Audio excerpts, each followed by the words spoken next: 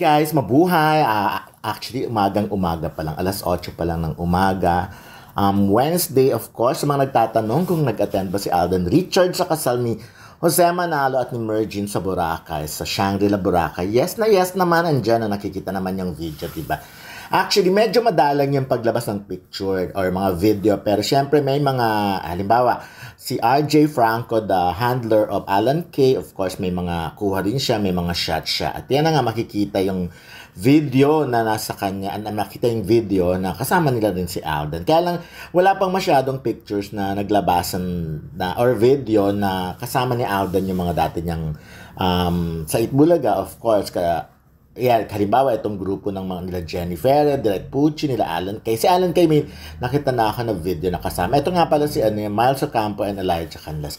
Ayan, ito courtesy of RJ Franco. Si RJ nga ay handler ni Alan Kay. Kaya nakita ko lahat ng mga video na yan. Medyo matagal-tagal din tong video niya na nakuha na makikita rin sa kanyang Instagram. Si Alan Kay din naman may mga shot. Of course, ako, ang point na lang to, since nag-post na rin naman ako, nag-upload na rin naman ako ng mga naunang video, na video naman courtesy of Jenny Ferre, yung iba kay Pauline Luna, Raisa May, kay Shara Soto, but this time naman, nakita niyo si Wally, di ba parang ang tangkad niya, nakatingkayad siya.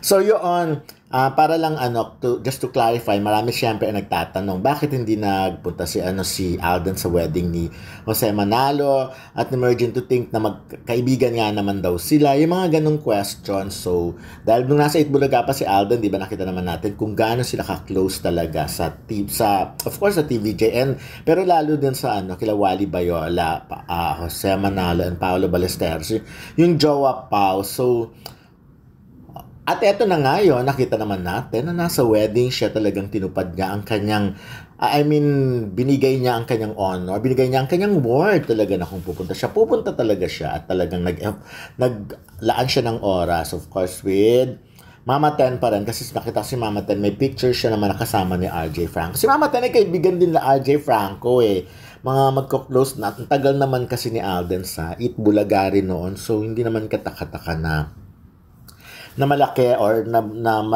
malaking friendship ang nabuo. But anyways, ayan, nakita naman natin, yung wedding kasi, kitang-kita naman natin kung gaano ka-happy lang. Of course, alam naman natin matagal nang magkasama si Mergin at si Jose Manalo, may mga anak na nga sila, diba? So, hindi na ako, kumbaga, hindi naman ito yung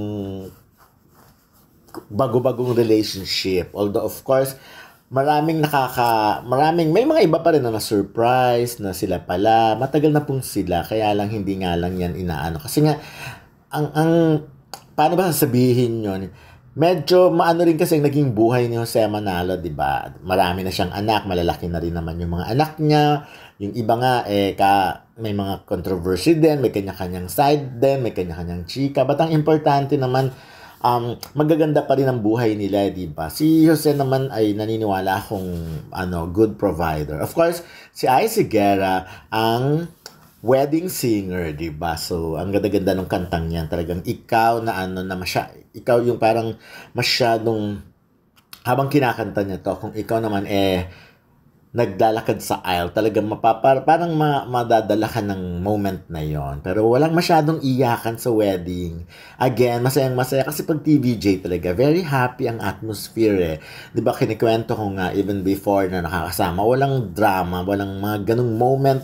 Medyo strict lang sa ibang bagay, pero mas maraming yung magiging happy ka. So anyways, ayan, bonggang-bongga. At sana nga ay magpatuloy. Ako natutuwa ako sa moment na yan with Jose Manalo. Kaya alam nyo, marami lang nangiintriga talaga. Like for example, bakit daw hindi yun nga, walang masyadong picture si Alden sa iba pang dati niyang kasamahan.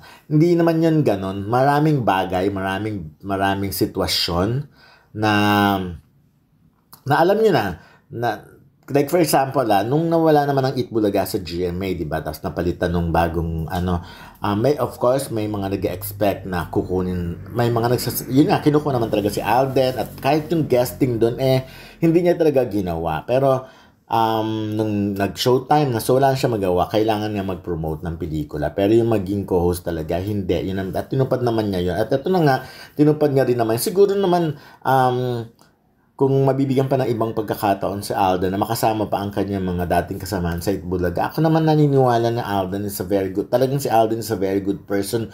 Meron siya talagang, marunong siyang tumanang ng utang na loob sa mga taong nakatulong talaga sa kanya. Minsan nga, di ba, hindi nga niya, ayan, katulad ito, nakita naman si Alden, di ba, good look, napakagwapo talaga. So, anyways, di ba, parang iba talaga ang ano nila ni Riza May, di ba? Iba talaga ang kanilang pagsasamahan. Ito, inulit-ulit ko na lang ng video ha, para at least. Anyways, grabe, nag-viral pala talaga yung yung mga interview namin ni Gorgie Rula, Salve Asis, Jerry Olea, dun kay Miss Annette Goson Valdez, pinag-usapan pala yon kasi nga napag-usapan doon kung dahil tapos na ang Hello Love Again, baka meron pang magkaroon pa ng susunod, di ba? At ang ni-request nga nila ay series, so di ba, hindi, marami pang possibility, lalo ngayon at open naman ang communication ng ABS, ng GMA at ng ABS, of course, at napag-usapan din yung tungkol sa Showtime. So abang-abang na lang natin, pero ako talaga, mas bet ko rin talaga yung series muna.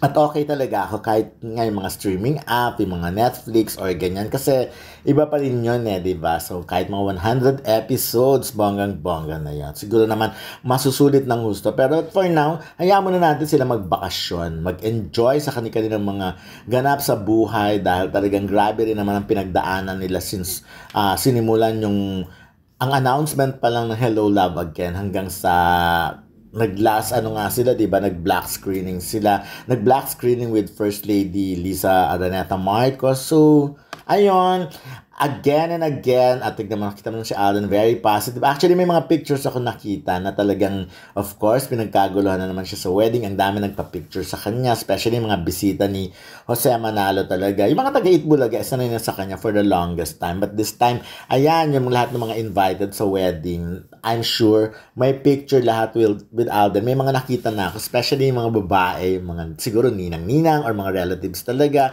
nila Mergin at ni Jose. Marami mga pictures na gano'n na naglabas na. Hindi ko na lang masyadong kasi ang importante lang naman sa kwento ito ay ang pag-attend ni Alden Richards sa wedding nila Jose Manalo at ni Mergin. So, ni EB Babe Mergin. Kahit hindi na siya EB Babe. So, yun muna klaro ha. Malinaw na malinaw. Walang isnaban. Talagang nag-attend siya. Hindi niya dinedma ang kasal.